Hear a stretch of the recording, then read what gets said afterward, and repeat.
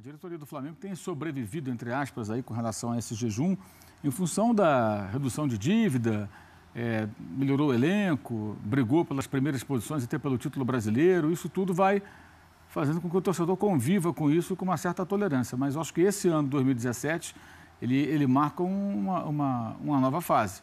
O Flamengo volta a ser vencedor, ou certamente as cobranças do torcedor virão naturalmente. Isso aí é inevitável, por mais que nas próximas semanas o Bandeira de Melo apresente um balanço maravilhoso e sensacional. Isso é muito importante, evidentemente, mas o clube de futebol ele existe para ter bons times e ser vencedor. Um clube, né?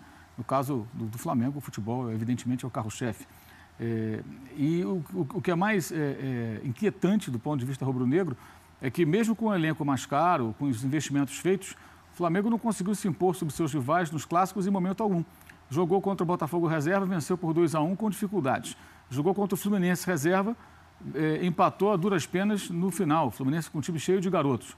Contra o Vasco, teve o jogo nas mãos com um homem a mais. É verdade que o pênalti foi absurdo marcado contra o Flamengo, mas teve a chance de matar o jogo, não o fez e acabou sofrendo empate 2-2.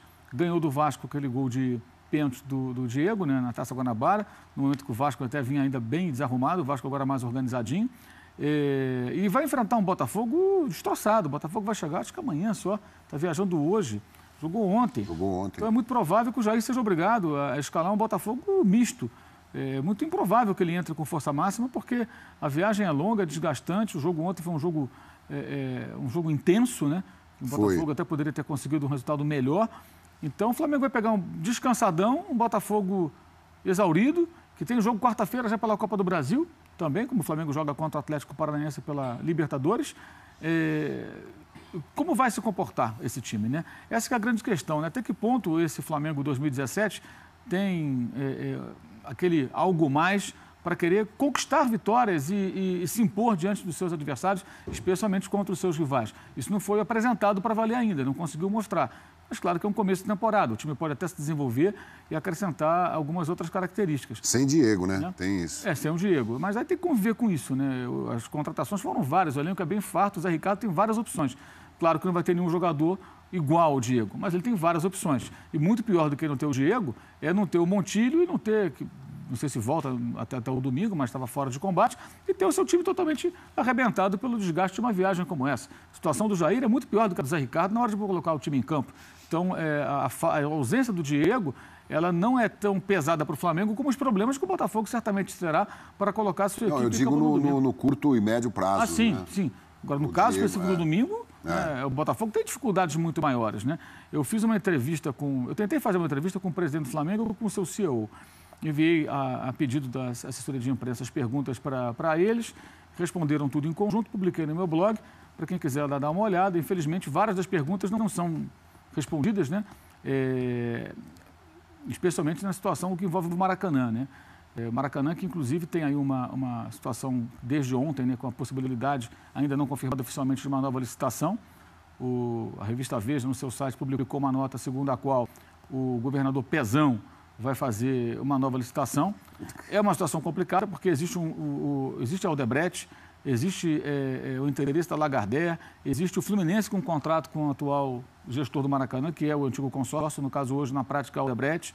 Então, tem muitas coisas amarradas, é uma operação complexa, né?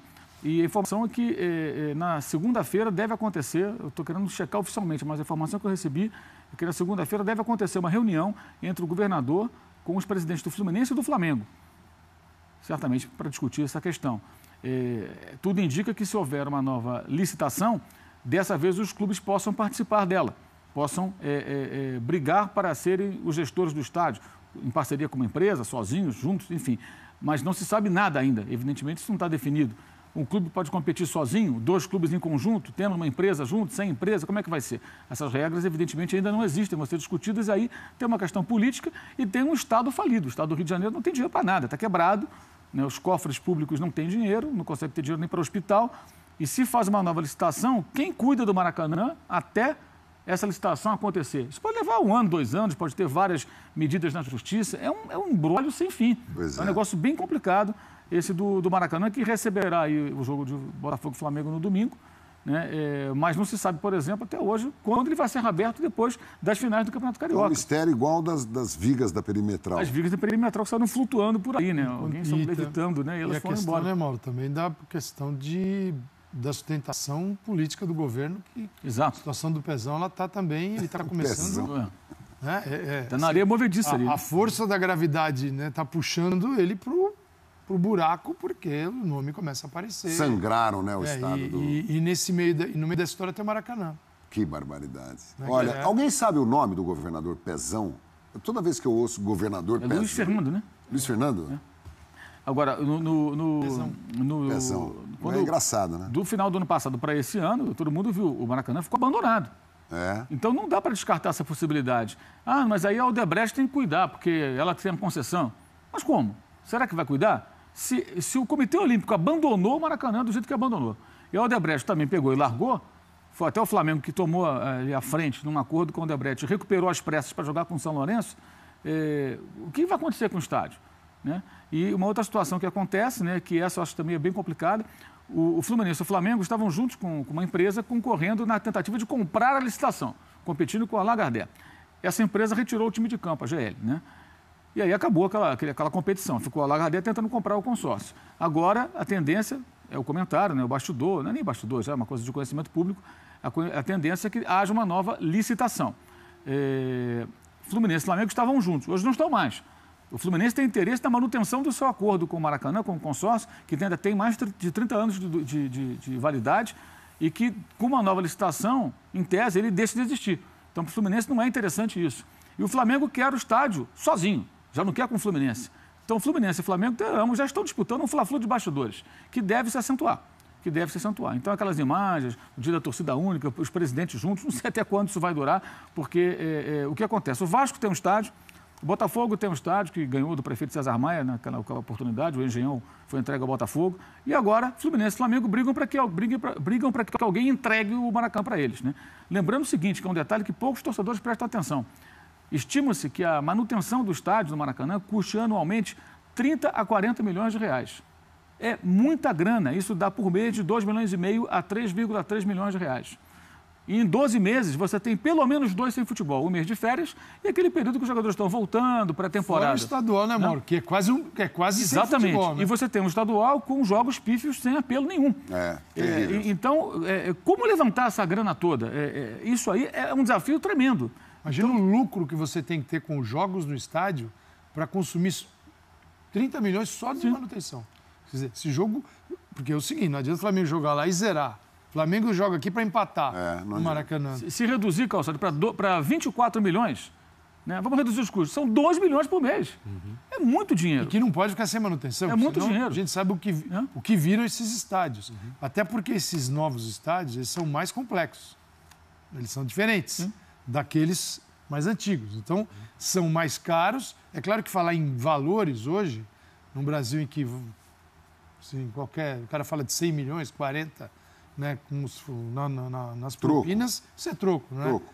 Então, pode parecer que tem algo estranho aí, mas são estádios mais caros, portanto, precisam de mais conteúdo lá dentro, melhores jogos, campeonatos também que sejam atraentes. Isso que está aí, que é o chamado estadual, isso que está aí te tira pelo menos 4 a 5 meses do ano. Então, nesse dinheiro que o Mauro falou, você tem 7 meses para arrecadar essa grana aqui com o Brasileirão. Ou haja Justin Bieber, né? Nossa. Tem que fazer 500 shows desses caras. Só que aí você já não, aí você passa a não jogar. Aí você não joga. Você sustenta a manutenção e não joga. Não é assim, não é simplório. Na época de jogos pobres, você joga em outro lugar e deixa o Maracanã para shows. Talvez seja uma saída. Mas a manutenção, você tem que fazer show todo dia, né? Para pagar. O estádio é de futebol, né? Essa história isso aí a CBF embarcou nessa. O Papa não quer vir, o Frank Sinatra já morreu. Não está fácil. Justin Bieber já veio. Os estádios são estádios de futebol. Se tem show, eu vejo o show como um possível complemento. O que não pode é virar... Você pega aquele estádio para ser estádio de show e tem o futebol como complemento. É o que se tenta vender por aqui. Né? E tem um detalhe que é importante para o torcedor entender.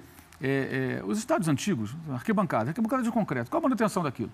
Você está rachando e vai consertar. Vassoura ali, joga um jato d'água ali, acabou. Hoje, os estádios têm cadeiras. As cadeiras do Maracanã são caras, porque como era o estádio da final da Copa e tudo, a FIFA, e também porque os caras queriam gastar, né, diga-se de passagem, a FIFA ela coloca suas imposições. Eu lembro que a gente, lá no passado, a gente fez no bate-bola, uma vez uma conversa sobre isso, a matéria do UOL mostrando os preços de cada cadeira. E tinha cadeira até do velho VIP nos estádios, por exigência da FIFA, que custava uma cadeira, para o cara sentar e ver o jogo, R$ 1.500 na época, uma coisa assim, um negócio absurdo. Então, aquelas cadeiras custam dinheiro. Cada cadeira que quebra, tem que consertar. Cada parafuso que solta, tem que trocar. Então, a partir daí, você vai ver vários elementos. O telão, não é mais aquele placar eletrônico antigo, é um telão, aquilo é caro. Tudo é muito caro. A manutenção de um estádio desse é muito caro. E esses estádios não foram feitos para a realidade de um clube brasileiro. Não. E com o perfil do torcedor. Você pega o Maracanã, tem 550 mil camarotes. Nunca estão ocupados. Porque eles foram feitos para a Copa do Mundo, para aquilo que a FIFA pretendia. Você não tem essa demanda. Então, quem recebeu o Maracanã, eu acho que vai ter que ter autonomia e entendimento e muita capacidade para transformar, até para fazer algumas transformações. Claro. Eu não preciso desses camarotes todos. Vou criar o que aqui? Vai fazer um restaurante, vai fazer não sei o quê, vai abrir mais lugares mais populares, porque a distribuição é muito ruim. O Tirone tem uma definição muito boa.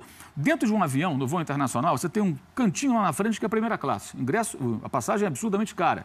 Vão poucas pessoas, claro, procura muito baixa. Quem pode comprar aquilo? Aí você tem um pouco maior ali, a classe executiva, né? Que são os caras que vão comprar uma passagem que, né, é cara, mas não tão cara como a primeira classe. E a galera toda lá no fundão não, ali da frente até o fundão, que é a classe econômica. Por que o avião é assim distribuído? Porque a demanda é muito maior para a classe econômica. O Maracanã, esses estádios de Copa, muitas vezes são o contrário. A classe econômica ela é metade do estádio, ou um pouco menos, e a primeira classe é enorme, a classe executiva é muito grande, e com isso o que acontece? Você não consegue, muitas vezes, preencher lotar aquilo. O voo. Não consegue lotar, a não ser nos grandes jogos. Aí lota. Aí você lota, porque aí o cara que nunca vai, mas que tem grana, nessa eu vou. Ou o cara que tem pouca grana, essa eu faço um esforço, vou ver que esse jogo eu não posso perder. Mesmo que eu me fegue todo de grana, eu compro esse ingresso de qualquer maneira. Então, é tudo muito mal distribuído. Então, até para o futuro do Maracanã ser viável, para que ele seja viável, aquele que for o gestor terá que ter autonomia para fazer, acho eu, várias transformações, adaptações inteligentes que façam com que o estádio possa ser utilizado. O corpo foi mutilado, mas a alma do Maracanã precisa ser resgatada. Agora, me parece que abrir o estádio ao público, né? Dos atores, governo do estado, o próprio Maracanã, Fluminense e Flamengo, me parece que todos precisam de todos, né? A solução da continuidade desse estádio, que é um patrimônio nosso. Mas os clubes estão correndo assim, um para cada lado. O Flamengo quer para ele. Preocupa. E o Fluminense vem ser meu inquilino. O Fluminense, não, peraí, eu tenho um contrato. Eu vou ser inquilino? Eu só sou inquilino da Odebrecht e eu não pago para jogar. Entendeu? Eu acho, sinceramente, que a tendência, se essa reunião de fato acontecer, o que eu imagino, isso é um palpite, não é informação, é um palpite. Estamos falando de um político que está em maus lençóis, né? O que o governador vai falar? Olha, vocês se juntem aqui, né? E eu vou colocar aqui na licitação que os dois têm que ser dois clubes. Vocês topam, vocês se entendam, encontrem parceiros e toquem esse negócio, pelo amor de Deus, porque eu quero me livrar disso, eu tenho coisas mais sérias para pensar. E dar uma dentro. Exato. E ele vai ficar mal com uma torcida mesmo? Não importa se a do Fluminense é maior, se a do Flamengo é maior, não importa. Ele vai ficar mal. Porque, e tem outro aspecto, agradar o Flamengo, do ponto de vista político, significa agradar metade da população do Rio, que é mais ou menos o tamanho do Flamengo no Rio de Janeiro. Isso significa desagradar a outra metade, porque o Tricolor vai ficar furioso e o Vascaíno e o Botafoguense também não vão gostar. Pô, deram o Maracanã para o Flamengo. É só pensar um pouco. Então, acho que se de fato acontecer essa reunião, a tendência seria... O cara é político, não é possível que ele pense diferente. Ele vai fazer o quê? Vocês dois se juntem aqui, entendam e toquem esse estado, pelo amor de Deus, e não me tragam problema, porque eu não quero mais ver esse estado na minha frente. Eu estou na areia movediça aqui afundando. Uma série de delatores aí enchendo meus...